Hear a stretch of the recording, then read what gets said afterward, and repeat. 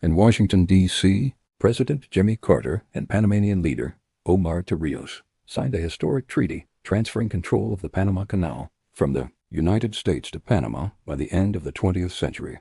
The Panama Canal Treaty also immediately abolished the U.S.-controlled Canal Zone, a 10-mile wide, 40-mile-long strip that had divided Panama since 1903, though many in Congress opposed surrendering control of what had long been seen as a symbol of American power and engineering achievement. The colonial-style U.S. administration of the waterway had long angered Panamanians and other Latin Americans. The desire for a canal across Central America dated back to the mid-19th century, when the gold rush and westward expansion created a need for a faster route between the Atlantic and Pacific. In 1855, the U.S. completed a railroad across the Isthmus of Panama, then part of Colombia, and several canal schemes followed.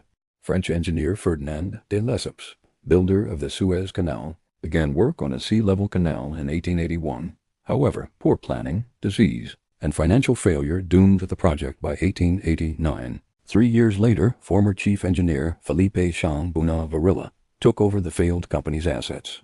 By 1900, control of the future canal had become a strategic priority for the United States, which sought to strengthen its new global presence following the Spanish-American War. In 1902, Congress approved purchasing the French company's assets, pending a treaty with Colombia. The resulting Hay-Herran Treaty offered Colombia payment for use of the territory, but Colombia's Senate rejected it, fearing loss of sovereignty. In response, President Theodore Roosevelt supported a Panamanian independence movement organized largely by Bonavarilla and his associates. On November 3, 1903, Panama declared independence from Colombia, aided by U.S. interference that blocked Colombian troops and positioned a U.S. warship offshore. The U.S. recognized Panama 3 days later, and on November 18th, the Hay-Bonavarilla Treaty granted the United States permanent control of the canal zone in exchange for $10 million and an annual payment of $250,000. Many Panamanians immediately condemned the treaty as an infringement on their new sovereignty. In 1906, U.S. engineers decided to construct a lock-based canal. Work began in earnest in 1909, and over the next several years, nearly 240 million cubic yards of earth were moved at a cost of about $400 million. The Panama Canal officially opened on August 15, 1914, with the passage of the cargo ship Ancon. Over the following decades, the U.S. made periodic concessions to Panama, including higher payments, improved labor conditions, and infrastructure projects. However, American control of the canal remained unchanged, fueling nationalist resentment. Tensions flared in the 1960s when protests over U.S. refusal to fly the Panamanian flag turned violent. Relations were briefly severed after a deadly riot in 1964. After years of negotiation, a new treaty was reached in 1977. Signed on September 7th by Carter and Torrijos, it recognized Panama's sovereignty over the canal zone while allowing the U.S. to operate the canal until December 31, 1999.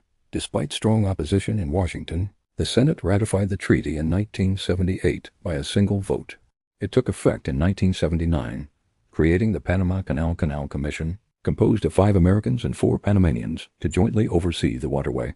That same day, Carter and Torrijos also signed the Neutrality Treaty, ensuring that the canal would remain open and neutral in perpetuity, with the U.S. retaining the right to intervene militarily if necessary.